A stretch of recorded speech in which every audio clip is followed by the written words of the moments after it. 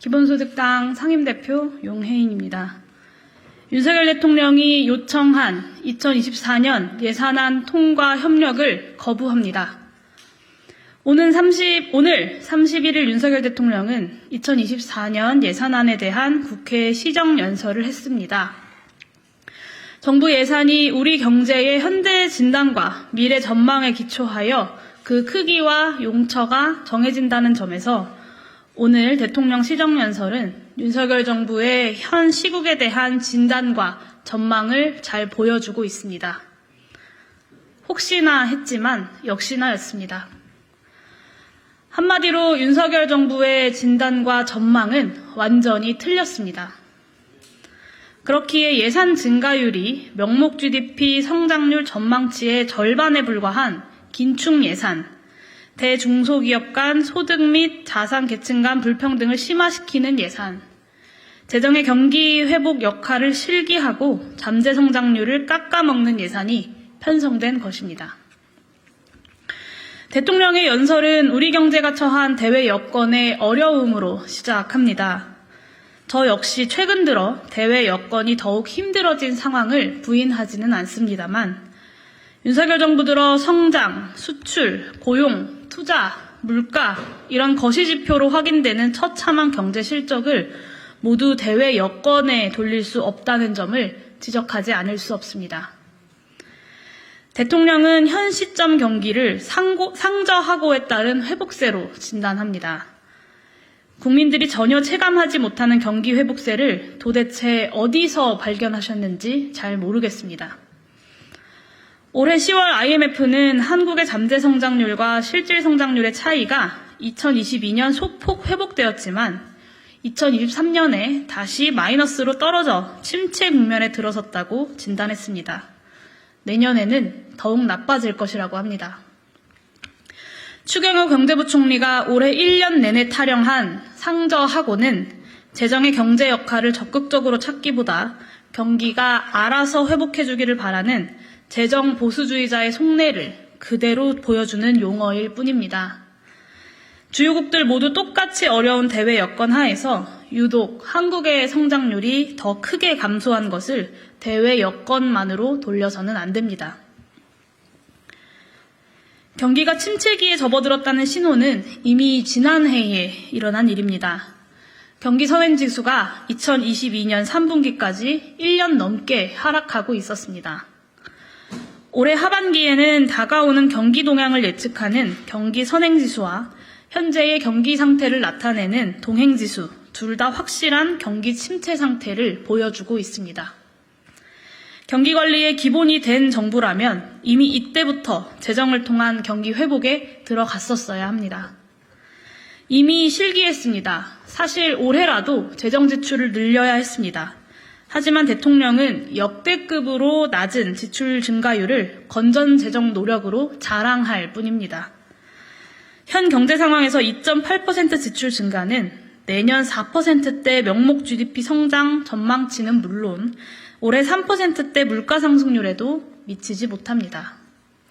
이것은 실질 GDP 성장에 대해서 안 해도 그만이라는 수준의 긴축입니다.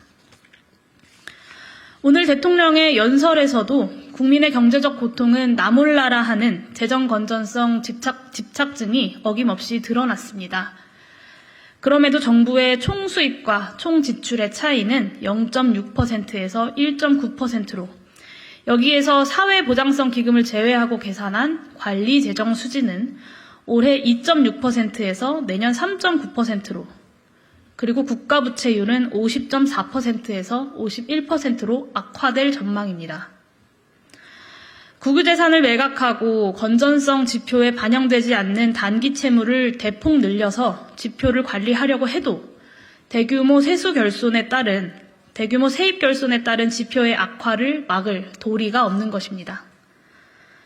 더구나 내년부터는 윤석열 정부 들어서 단행한 대대적인 대기업 부자 감세가 현실화됩니다.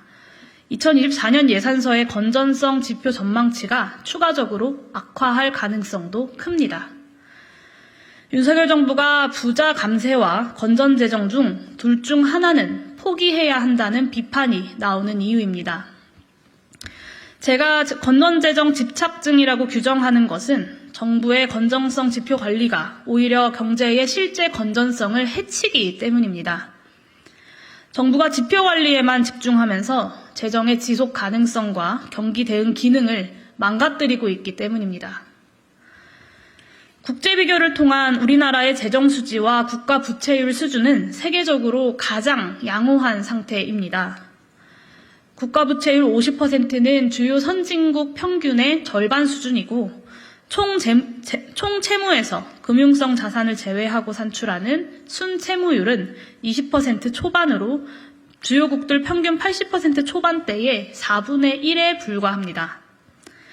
지금은 전 세계적으로 가장 건전한 재정 지표를 더 건전하게 만들겠다는 망상적 집착이 아니라 잠재 성장률과 실질 성장률의 차이를 메우는 적극적인 재정의 역할이 절실한 상황이라는 뜻입니다. 2024년 예산안에서 건전재정 집착증이 경제를 망치는 가장 중요한 사례는 내년에 16.6% 감액되는 R&D 예산입니다. 대통령은 국가전략산업에 대한 R&D 예산은 유지하고 나머지는 구조조정 차원에서 절감해 그 절감액을 약자복지를 강화하는 데 사용했다고 말합니다.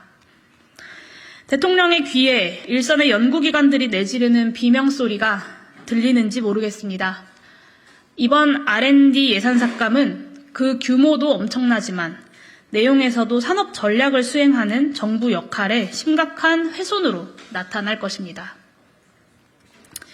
가장 큰 타격을 받는 정부 출연 연구기관들은 연구 인력을 유지할 수 없는 수준의 예산 삭감을 받았습니다. 정부의 산업 전략이 국가 경쟁력의 원천으로 부상한 시기에 윤석열 대통령은 산업 전략 역량의 핵심인 R&D 예산을 대규모로 삭감하고 구조조정이니 약자 복지니 하는 말로 변명하고 있습니다. 대통령의 다른 역점 사업 평가도 너무 비상식적이거나 자화자찬에 가깝습니다. 또한 정부 재정의 역할을 최대한 축소하려는 의지의 산물입니다. 국민연금 개혁은 보험료율과 소득대체율을 어지러울 정도로 나열한 모수개혁 시나리오를 국회에 제출한 것으로 끝났습니다. 이 시나리오에는 현 시점에서 반드시 논의해야 할 연금의 지속 가능성과 보장성 강화를 위한 중장기적인 정부 재정 투입 방안은 빠져 있습니다. 오로지 가입자들이 낸 보험료로 모든 것을 해결하자는 보수적인 관점의 숫자 노름일 뿐이고 구조개혁을 해내겠다는 본인의 공약마저 뒤집은 입장일 뿐입니다. 필수 의료 시스템의 붕괴가 단지 의사수의 증언으로 해결되지 않는다는 것이 너무나 분명함에도 대통령은 그것이 큰 성과인 양 자랑합니다. 붕괴한 의료 시스템을 복원하기 위해서는 의사의 양성부터 공공병원의 설립까지 의료 공공성을 대대적으로 강화해야 합니다. 여기에는 당연히 재정이 들어갑니다.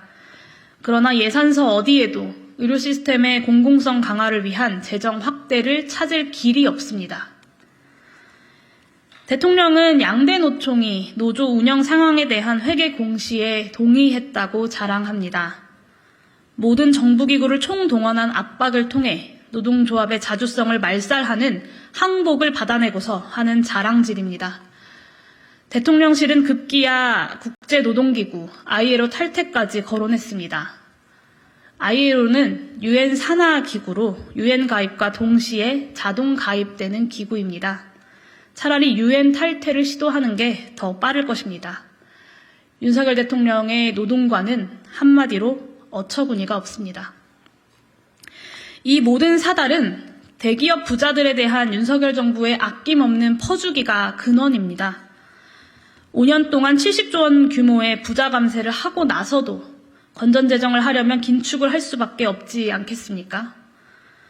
예산과 재정의 일방적인 대기업 부자 퍼주기를 감추기 위해서 대다수 서민과 중산층은 소외시킨 채 윤석열식 약자 복지 지출을 눈꼽만큼 늘린 것이 2024년 예산안입니다. 만약 윤석열 대통령이 제출한 예산이 국회에서 그대로 통과된다면 2024년부터 대한민국 국가 경제는 부자 감세에 의한 세입 감소, 재정 긴축, 경제 추가 하락, 세입 추가 감소라는 악순환의 덫에 본격적으로 빠져들 것이 뻔합니다. 그래서 저는 윤석열 대통령이 요청한 2024년 예산안 통과 협력을 거부합니다. 이것으로 기자회견 마치도록 하겠습니다.